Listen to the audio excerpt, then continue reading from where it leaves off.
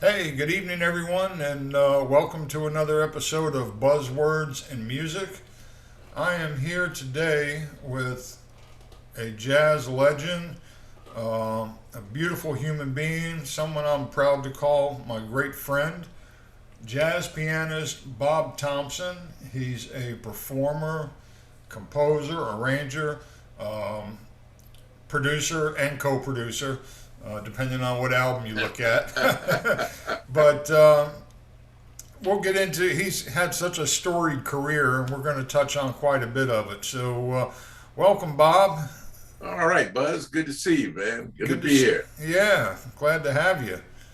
We don't get to see each other in person too much lately, so I know. But we're gonna have to fix that soon. we're going to have to fix that soon. Yeah. Absolutely.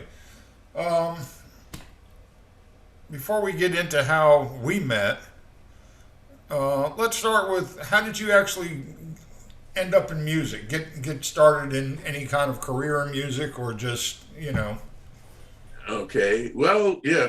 Career in music was when I was in college, but how I got into music, I can remember this. This is going back now. This is back to the sixth grade. That's okay. Okay. All right.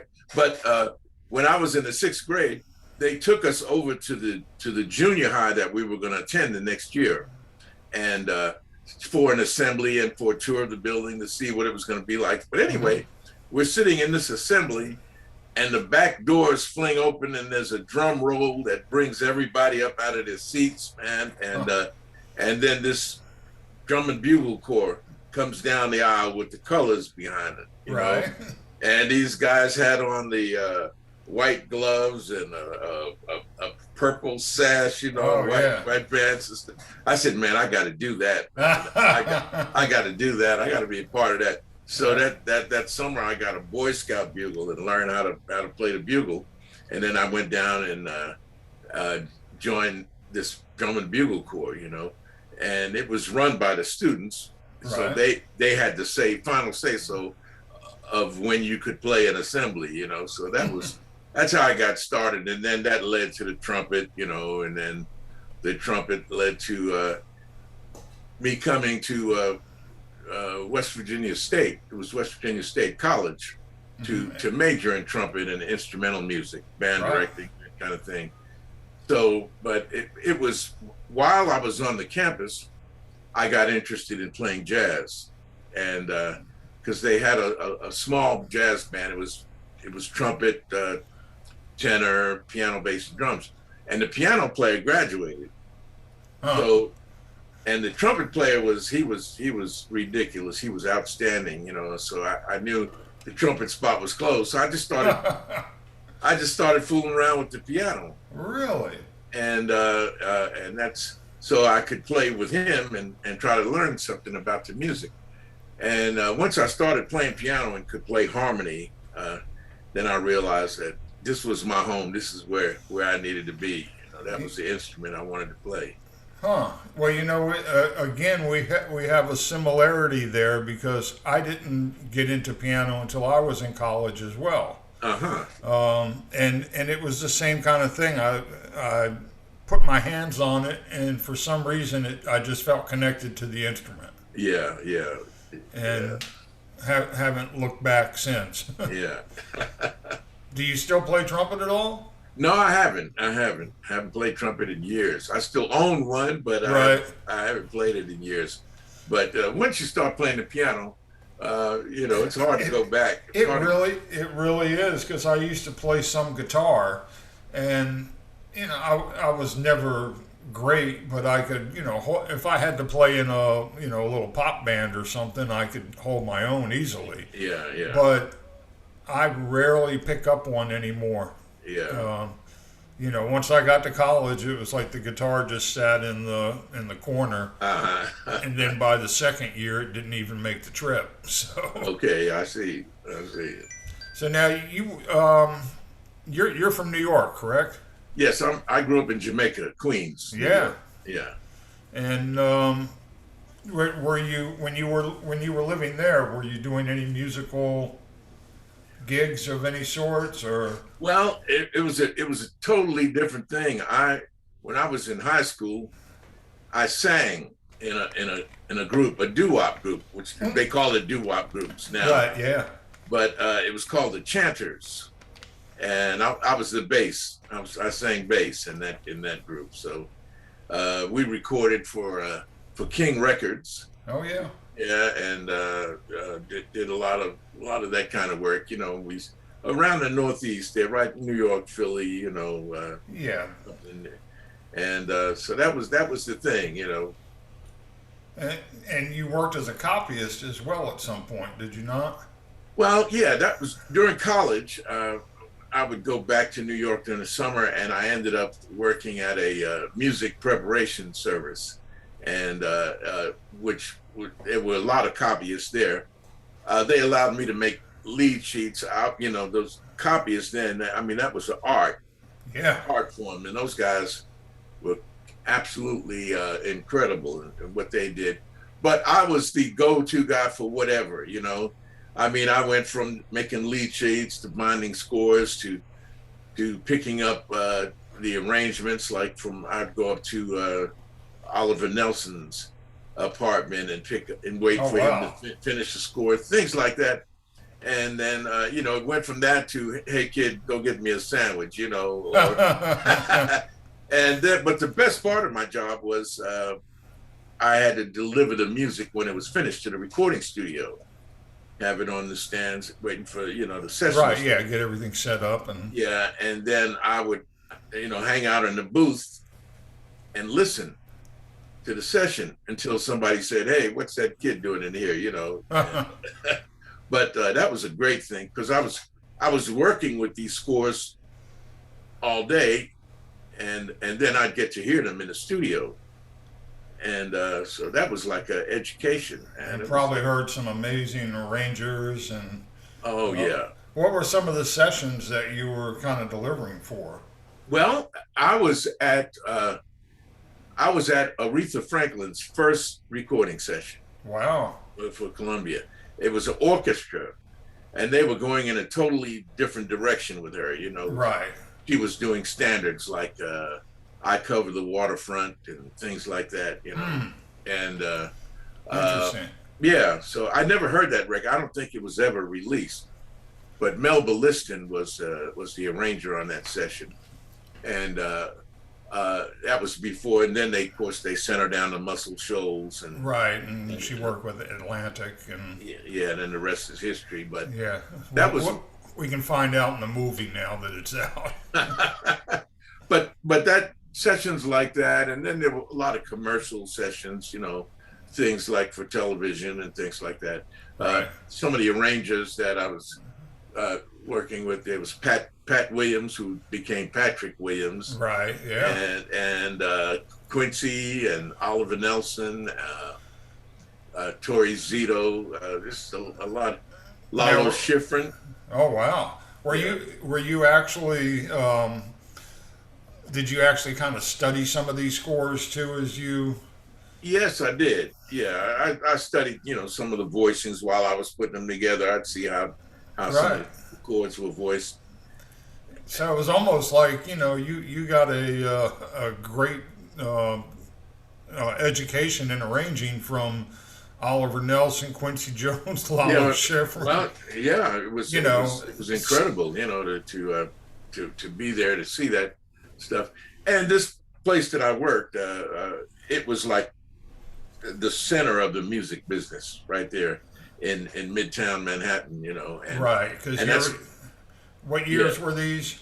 Early 63, 60, 62. So you're talking like the Brill Building being the Brill.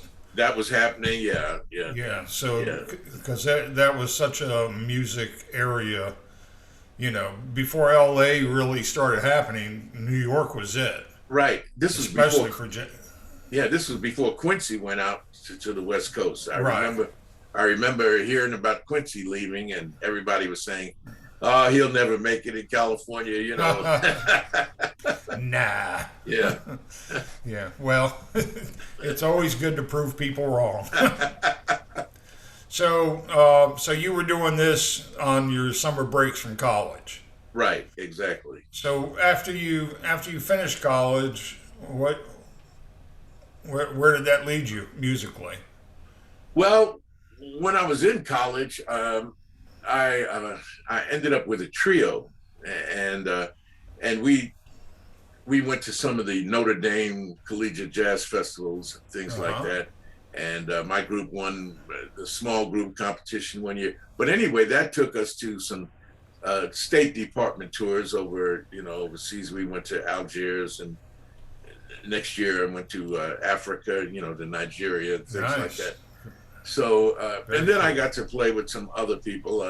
When I went to Algiers, we had a saxophone player, Bunky Green, who uh, was a great educator. He ended up teaching at North University of North Florida, but fantastic saxophonist, alto saxophonist, Mm. and he was a big inspiration, Yeah. on me playing music. I think before I ran into Monkey, I was playing notes, Right. and Do you find that you're inspired or influenced more by pianists or horn players? well, at the time I was influenced by a lot of horn players because I was still in the trumpet frame of mind. So Clifford Brown was one of my Oh man. big influences. Clifford Brown, Kenny Durham, folks like that. But then, as far as the piano, at that time when I was in college, it was Oscar Peterson. Yeah, I think everybody wanted to be Oscar Yeah, Peterson. yeah, yeah. I tried to sit like him, try to, anything I could do. But but he was a big influence on me. Yeah, I mean, you know, I always drew from more horn players than I did piano players Uh-huh. until very late in my development. I started going back because when I was coming up, it was like fusion. Now I had Yeah. no business trying to play fusion because the real fusion artists were really playing nothing more than bebop over rock changes. Yeah, right. There and you go. and I knew nothing of that language. So I always felt like a fish out of water there, just trying to play fast just for the sake of playing fast. And I'm not a fast player. So I started, listening to. Well, obviously, I'd always listen to Oscar, but I never had any sights on that. But Yeah, you know, people like Joe Sample, Herbie Hancock, yeah, yeah. Bill Evans, those kind of people kind of helped me a little bit in terms of figuring out voicings and different ways to approach things. Uh-huh, uh-huh. And for me, uh, I kind of gravitated towards some of the more blues oriented, like Gene Harris Oh man, I and didn't folk like that. discover Gene until late, but man, I love him. Yeah, yeah. I ran into him back in I don't know, it might have been the 90s or something like that, or no, late 80s. I was in Boise, Idaho, and Hmm. someone told me there's a great pianist out there in the wine country because they have the Basque have these wineries outside of Right. Boise, and he was out there. He was living in Idaho playing piano, man, I, playing. I And remember you telling me about yeah, him living in Idaho, yeah, yeah, yeah. but such a brilliant piano player. Oh yeah, yeah. He was wonderful, man. You know, like I say, I didn't discover him until very late, Uh-huh. but I made up for it. Yeah, I love Gene Harris. Yeah. So you're moving along. You're doing some gigs. You're starting to obviously getting much more adept at piano than maybe you even thought at first. Um, where was all that taking you? What was your path, or did you have one? Well, I just started gigging around this area, and then but after going overseas on those tours, I decided, this is what I want to do. This is of the life I would love to lead. I'd like Right. to Yeah. do that. And so we played all, a lot of places on the East Coast. I went back to New York for a while, played around there, and but then kept coming back out this way, lived in St. Louis. I spent some time out there and a lot of time on the road.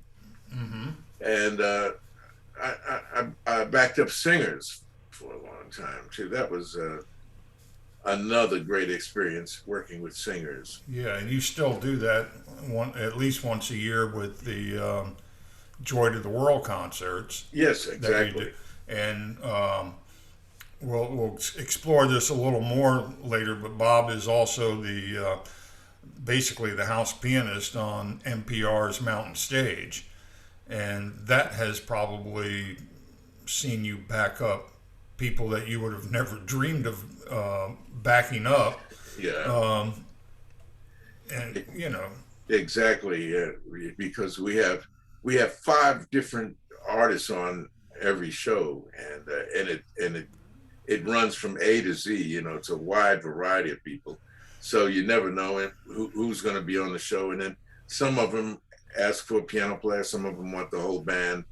So I've gotten to play with a lot of different styles. yeah, yeah, and that's key, I think, to being a well-rounded musician, to just not be afraid of anything that comes up.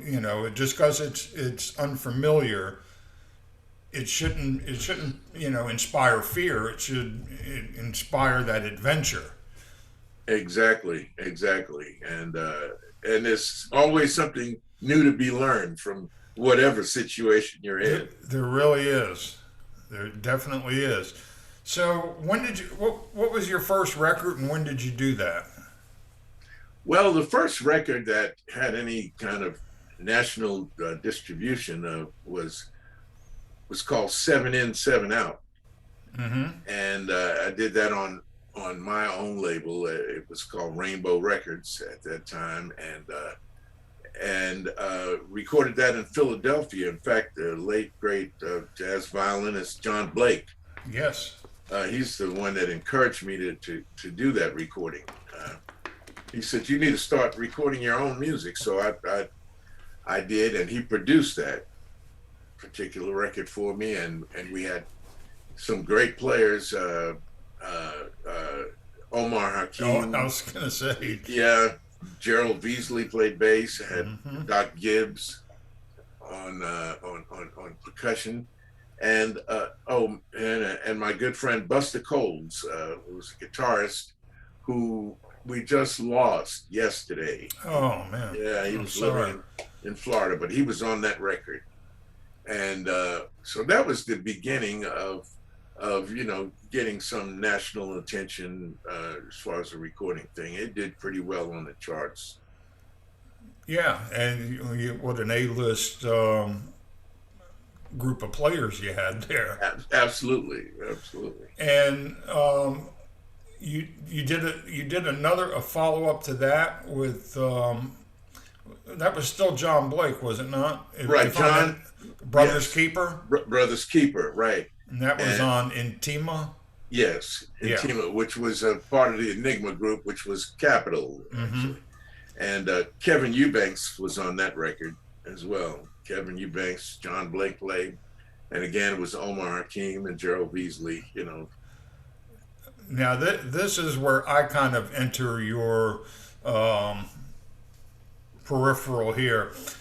I used to go to the record store on the weekends or whatever, and I would always buy like 5, 6, 7 albums at a time.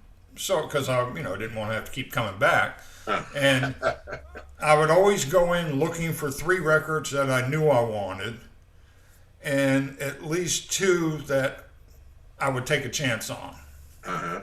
Now, I have a friend in Belgium who says he's the one that told me about you, but I think I disagree, because I remember going into the store and I'm thumbing through and I see this Bob Thompson Brothers Keeper. And I look at the album and I'm like, oh, okay. And I turned it over, and there was something about your picture that just, it had nothing to do with anything except I got a vibe from it. And I was like, I would like to have this record. So I bought it.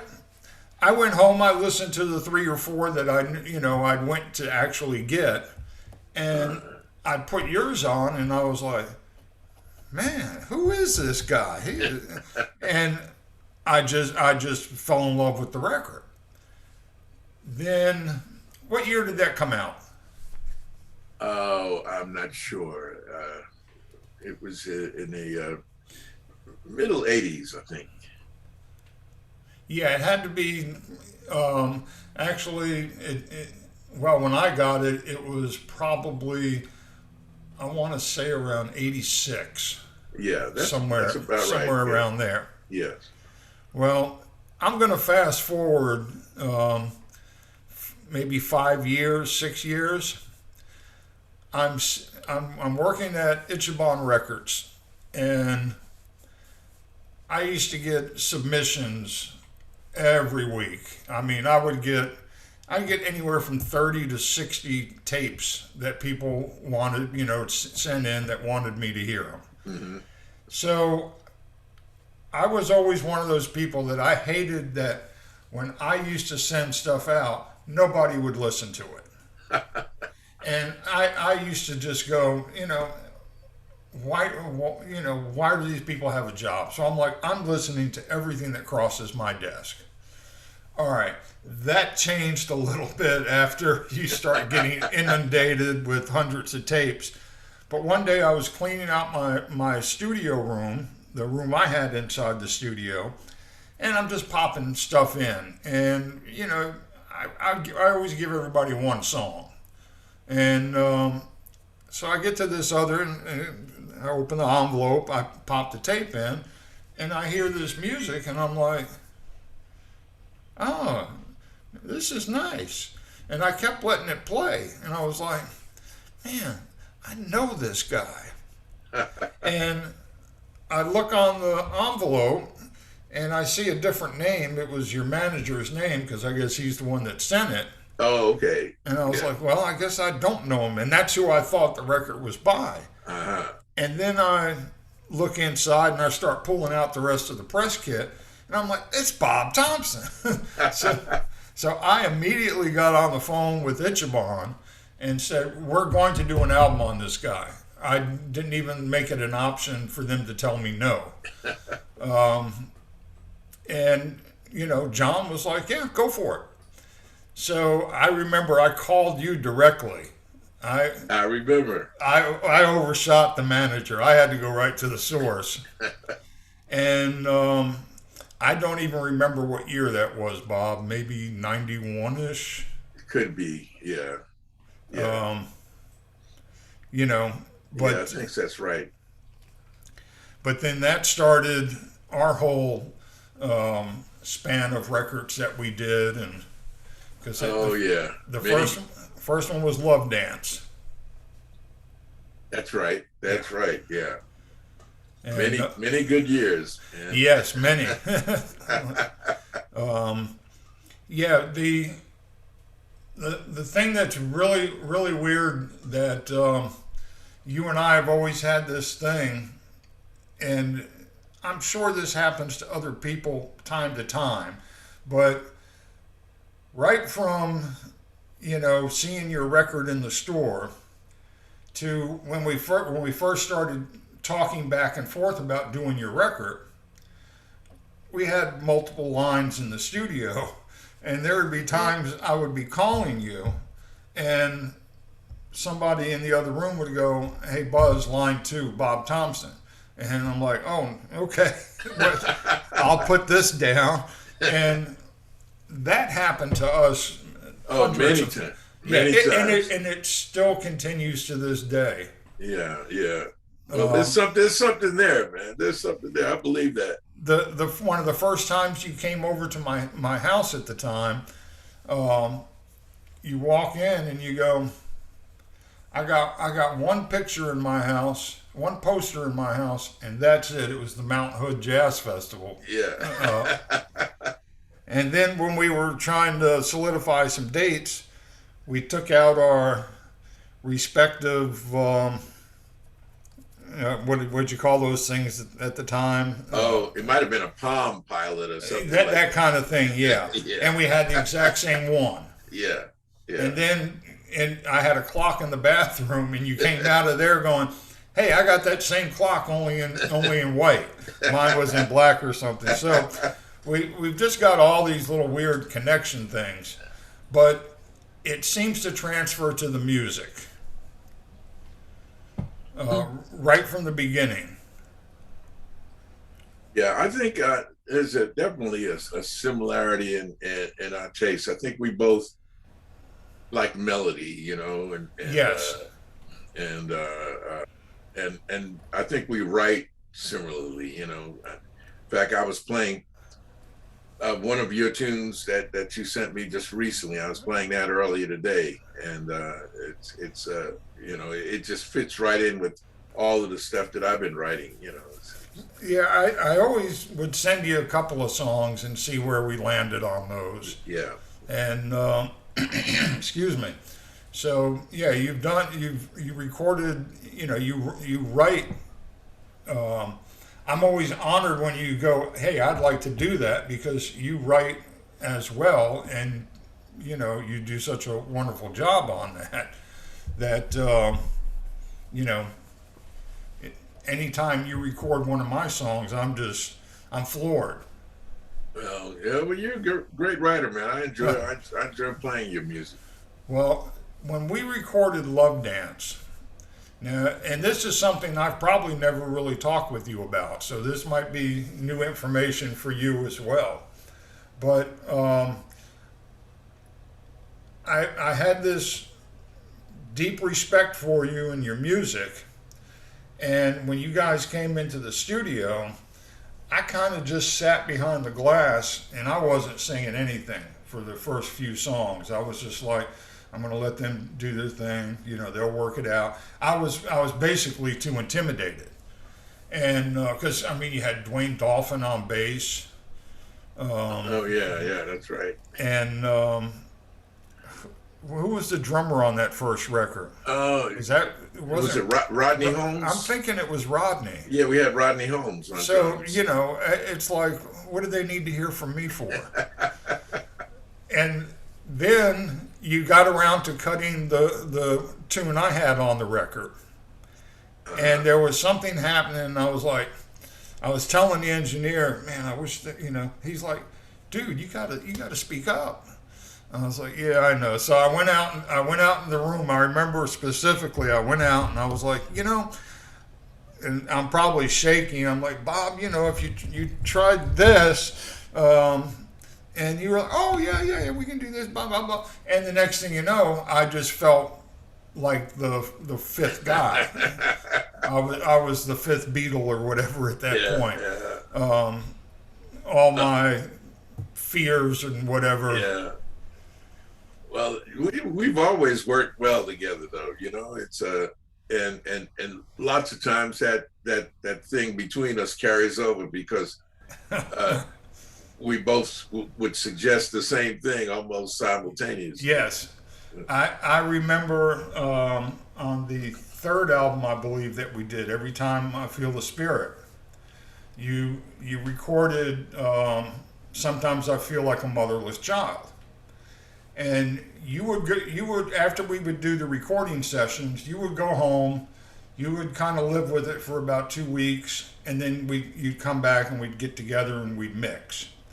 Well, you came in. I was in my little. I had a room off to the side of the studio, and you came in there, and I'd been working on some stuff, and you said, you know, I've been thinking, I think it would be really good if, and I hit play, and I had done a string arrangement for, and you were like, I'll just go in here now.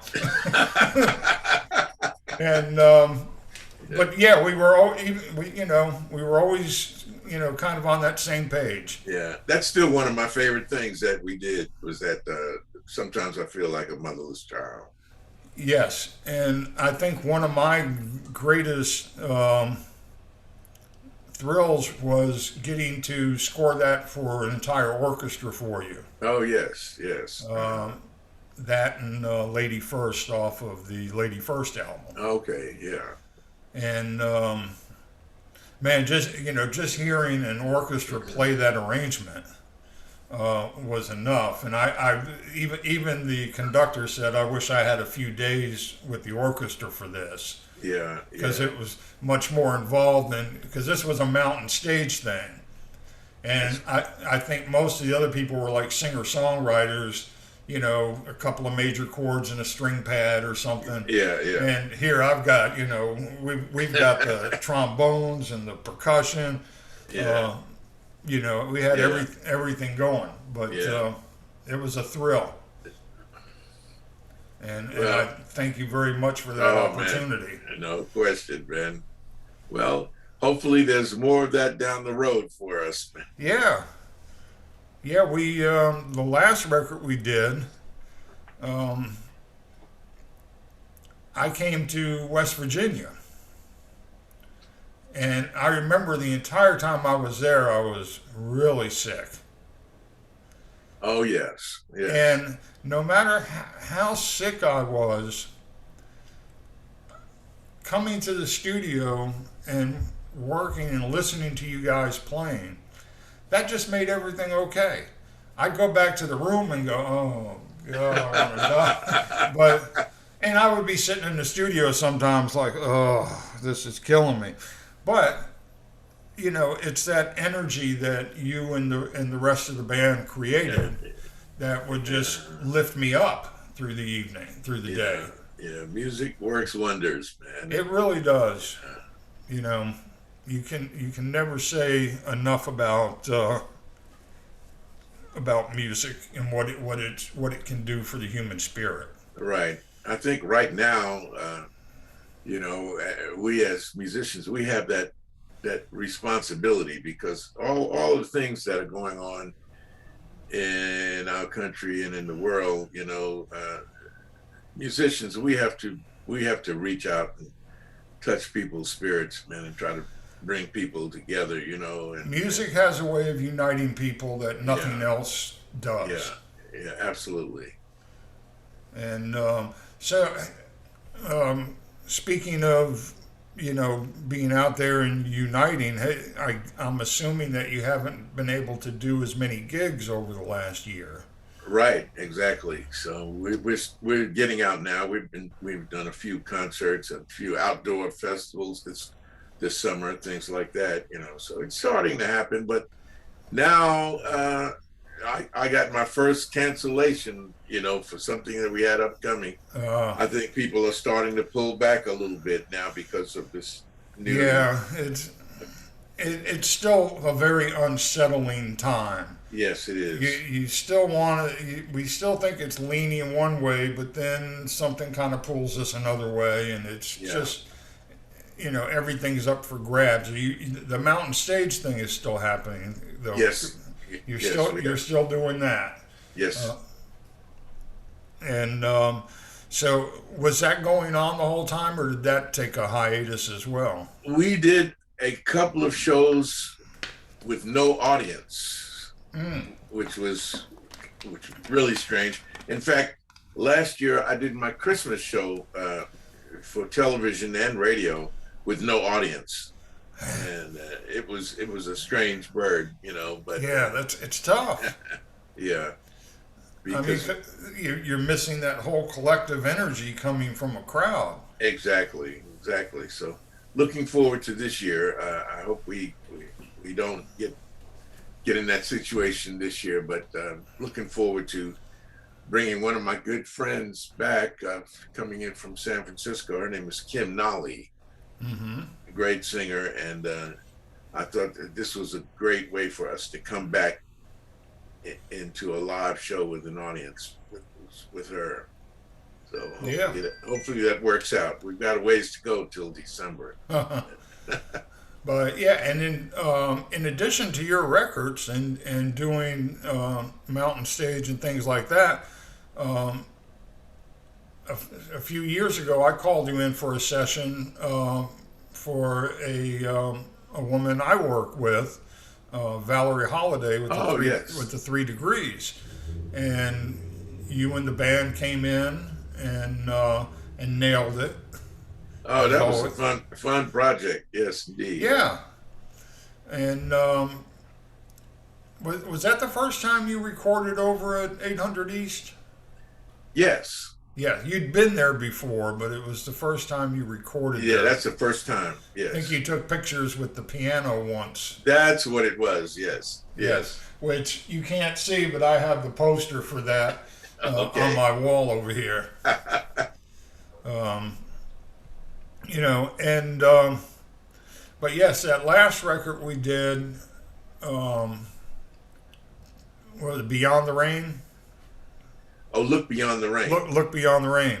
Now Yes. that came out on Blue Canoe Records, Yes. which I'm on Blue Canoe, so we're kind of label mates.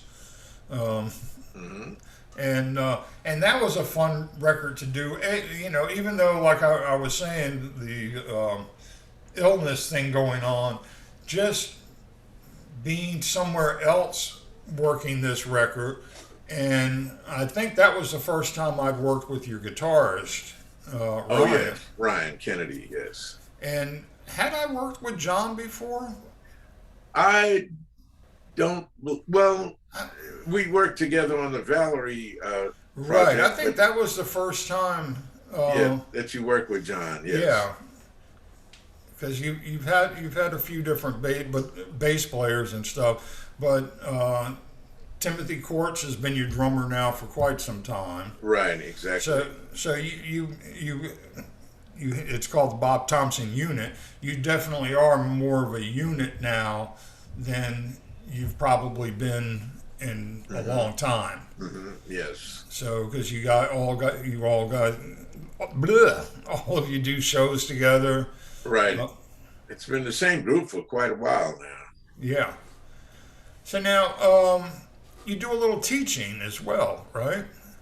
Yes. I do a little teaching. Well, I more privately, but I did teach for a while at different colleges. I taught at Ohio University for a little bit, and the University of Charleston. I did, and then I go to colleges and do workshops and seminars and Sure. things like that.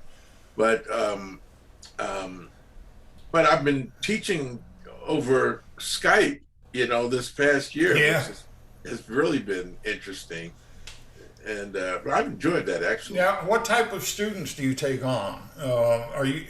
Are beginners or people who are intermediate or have some? Yeah, mostly intermediate, but and they're not all piano. Like I have a young lady who's a saxophonist. She plays tenor sax. Ah. I've been working with her for quite a while now. I mean, over the past year, Mm-hmm. and then there are people who just want to study theory and jazz harmony and things like that, Right. just to get a point of view of the elements of music. So Well, I think the biggest testament to your teaching is your drummer, because I've never heard anybody sit down at the piano and sound more like you than he does.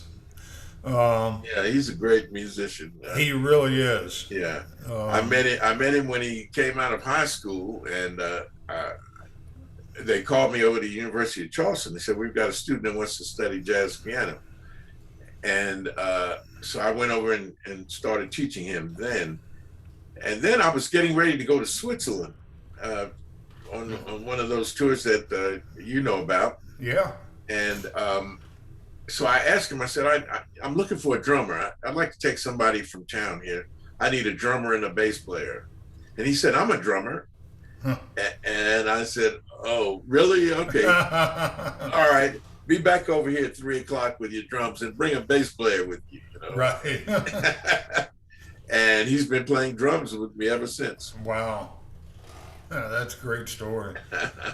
It's funny how people come into your life when you need them, or you don't expect them, but there they are, and Yeah. and Yeah. it's a godsend when they're there. Yeah, absolutely. So Now you've done, you did some tours. I know you would go over to Switzerland a lot. Um, where'd you play in Davos?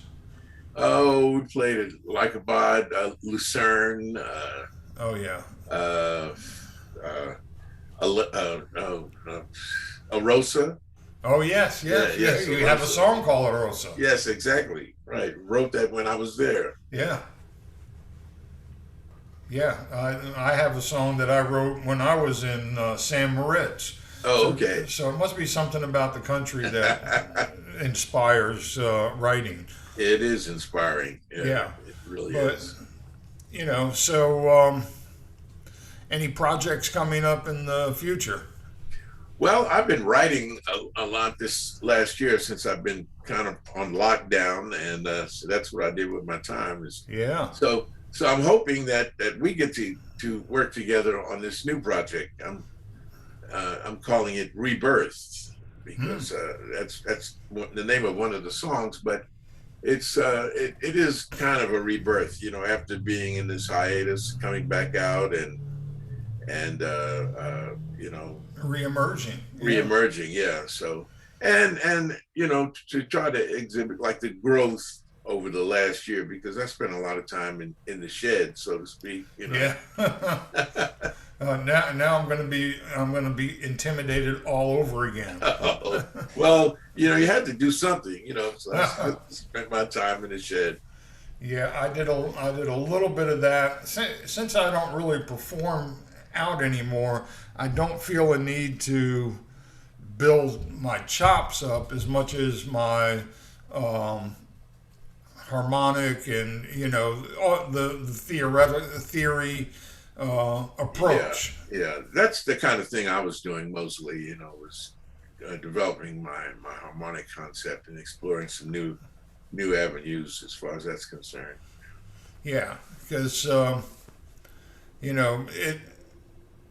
I haven't thought about doing a gig in so long, and this is the first time in 20 some years that I haven't gone to Japan, Hmm. and it's not happening again this year. So I don't know if I'll ever make it back there.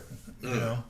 know, um, I mean, I'm sure they'll be open by next year. At least I hope. Hopefully, yes. But you know, I'm getting up there too. So Oh, those tours are grueling. People always have this glamorous outlook on the life of a touring musician. It's got its pros and cons, and I'd like to think the pros outweigh the cons, but man, you just don't get sleep. I know, especially when you're crossing time zones like that. Yes, Yeah. yeah. By the time you recover, it's time to move on to the next. Exactly, and then then you're in a whole other country or whatever, and so then you've got to go back and forth with language. Hmm. Even though I can say please and thank you in just about any language, but I feel that's all you really need. Um, so if the, hopefully this album will happen, um, and I'm thrilled to be a part of it as always, because on every album we've done, we do one where produced by Buzz Amato, Bob Thompson. The next one is Bob Thompson, Buzz Amato. We keep alternating the titles, Yeah. um, because you're obviously your input as a musician and everything. I think there's only been one time that I can actually remember where we kind of butted heads on something. Do you remember? Do you I, remember? I don't know. I don't know what project that was. It was on Lady First. On the Okay. song, we had strings, Okay. and we only used, I think, a quartet. I think so. Yes. I probably should have stacked them and made them huge, but as strings are apt to do, they always play sharp. So there, you had this is 2 out of tune. I can't have this on my record. And I'm like, it's the natural sound of string. And we went back and forth, and I think we let the engineer make the decision. And I think he copped out and compromised. He put him in the mix, but he put him low. Because I really wish at that point we had a budget where we could have had real strings on Motherless Child. Yeah, that was such a beautiful arrangement. That just, that's one thing I like about arranging around your playing, because I do think because we come from similar places musically. I always tell people if I had chops, I'd be Bob Thompson. And so when I hear you do something, it's like it makes perfect sense, and it makes perfect sense in an arrangement. So it's kind of easy to write to that. I have a process where I have to listen to something constantly until the whole thing disappears in my head. I can't just work from one little line or a phrase. The whole arrangement, I have to hear it in my head. The whole thing, yeah. Then I can do it. So, and your playing always, it's an easy centerpiece for that. Oh, okay. Because I can kind of anticipate where you're going, and what's that line we used to use in the studio? Hey, I kind of like what you were going for there. I mean, we used to have so many laughs in the studio. Yeah. One time, and this was kind of one of my favorite things on the Every Time I Feel the Spirit album. We were getting ready to do, oh man, now I can't think of the name of the song. It's the last song on the record.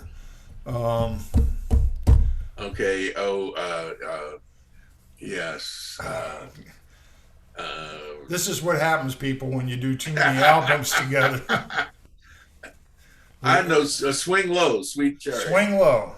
Yes. We had Count on that, and we had Nettie both playing percussion. Right. I don't know if you know this, but Count passed away last week. Oh, I didn't know that. No. Yeah. Oh, so, my goodness. Yeah. But the original concept was to have this wall of percussion and then have you playing Swing Low on the piano. And for whatever reason, we had a lot of toys in the studio. And one of them was one of those old speaker things that was kind of like a reverb. And oh, yeah. While the percussion was going on, you were kind of hearing your part in the head, and you were just like, and coming through this little oh yes, yeah, toy reverb kind of thing.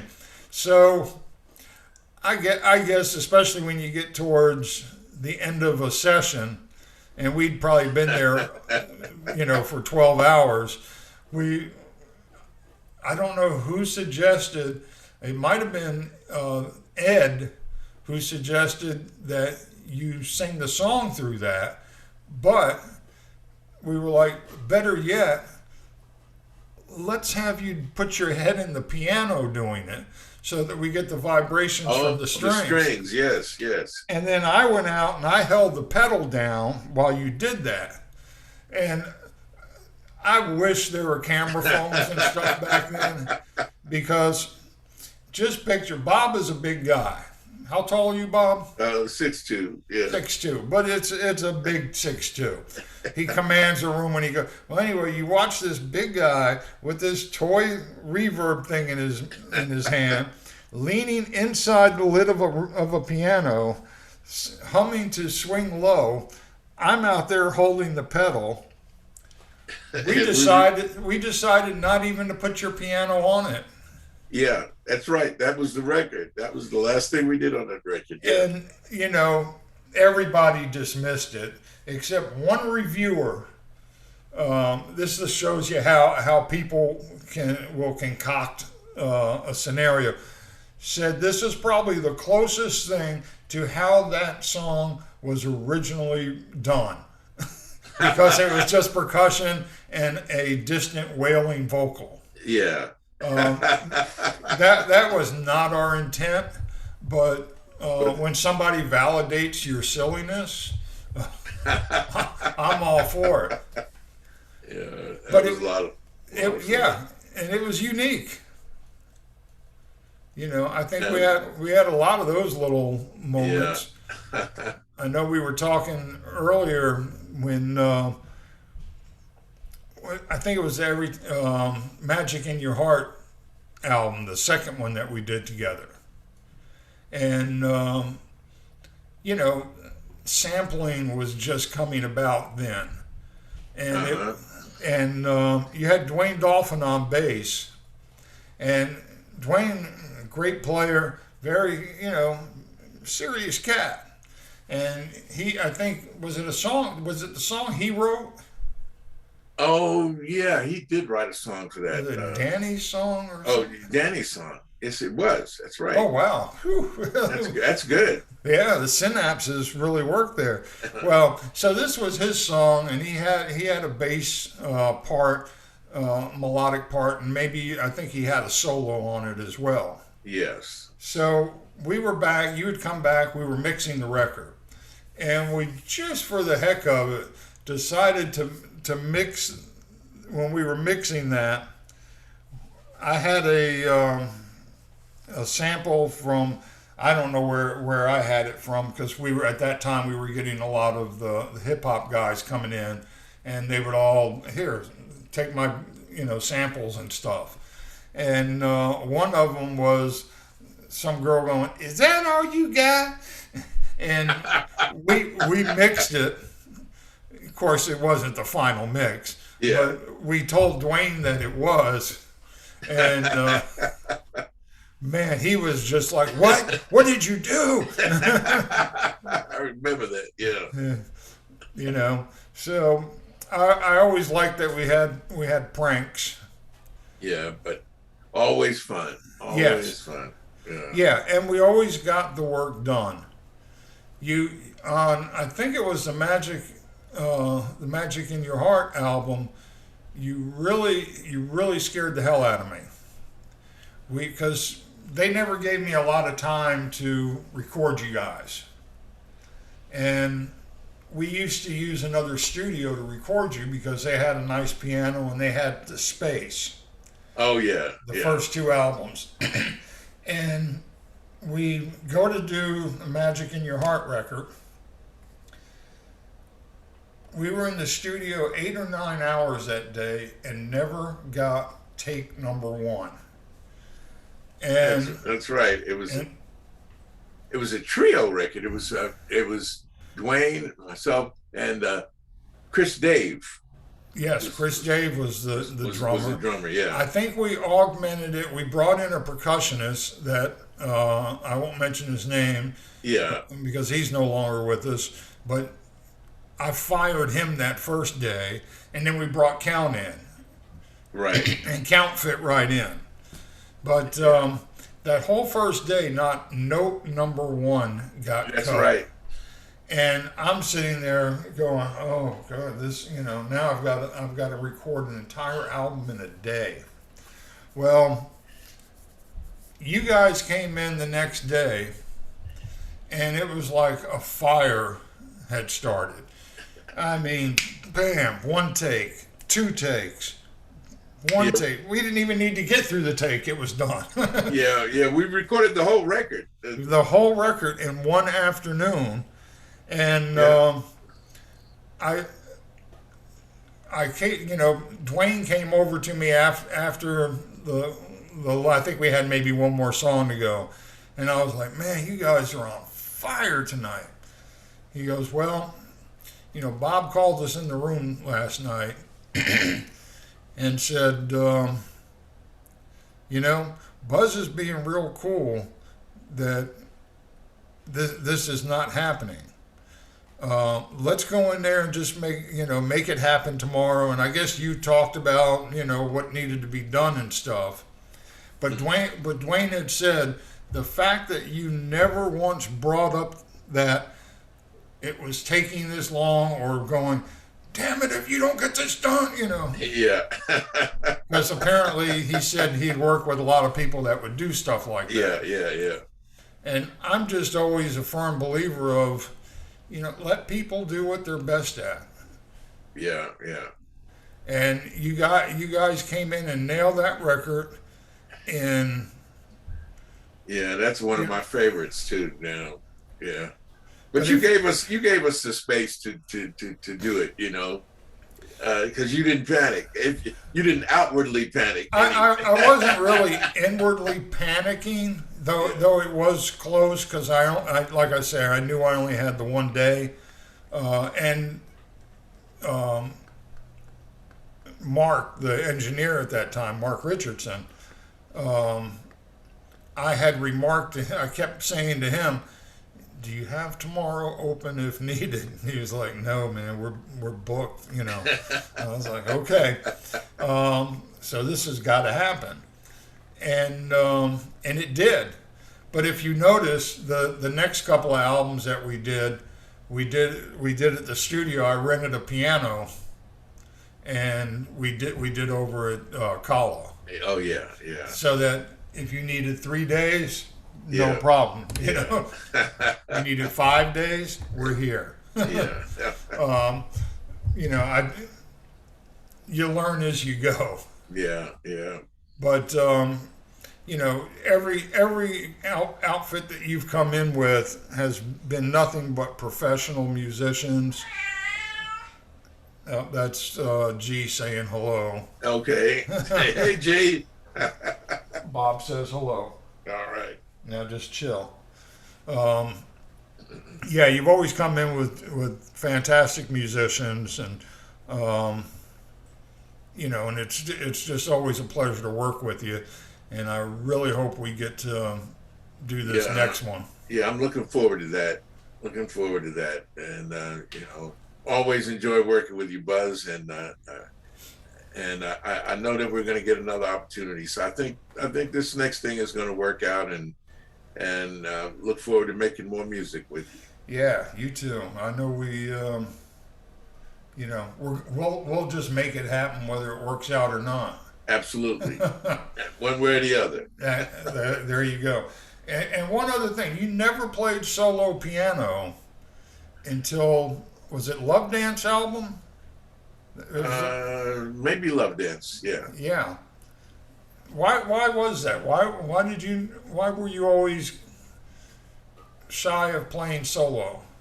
Well, at that time I hadn't played much solo, and now I've been playing a lot of solo, but back then I guess I was intimidated with the solo idea, and but I think that was another accidental thing. I think I was just playing.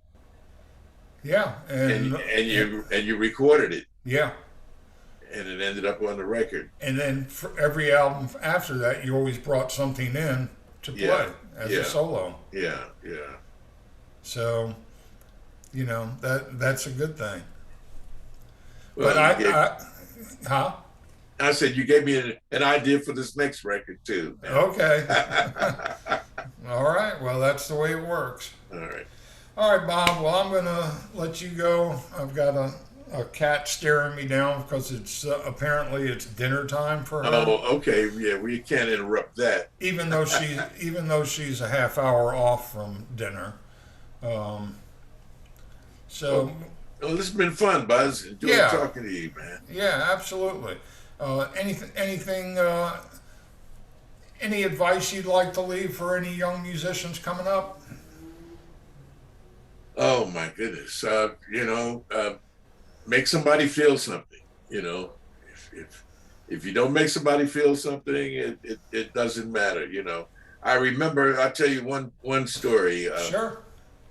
Back in the, I think it might have been in the 70s, I had a band and we recorded some music, and it was on a reel, and I took it to New York because I had that connection with New York. So I went back to the place where I worked, and he made a phone call, and within the hour, I was on my way over to United Artists to talk to Jerry Jerome or Henry Jerome, who was the president of United Artists, and he welcomed me into his office, and he put my tape on, and he listened to 15 seconds of each song, you know, and he said, "Okay, I'm going to tell you." He said, "You know, this is nice music. It's great playing, great writing." He said, "But if I wanted to put this out, I could make a couple of phone calls, and I could have something like this on the street, you know, next week." He said, "But now that you've been to my office, you can come back anytime. Whenever you're in New York, you don't have to call Sam. You just come directly here." He said, "But when you come, bring me something that if I want to put it out, I have to have you." And that was the biggest lesson I ever got. That's actually a very deep and great lesson. Yeah. So of course I was crushed, but then but after a long period of time, I realized how great a lesson that was. Yeah. So be yourself and put yourself into the music, because if you do, then there's nobody else like you, and it's going to be different, and it's going to, you know, and that's the only thing we have to offer is our individuality. You know, it's just like a singer. When you can turn on the radio and hear a singer and she can sing a few notes and you say, "Oh yeah, that's so and so," you know. Yeah, when you have your voice. That's so don't be afraid of your voice.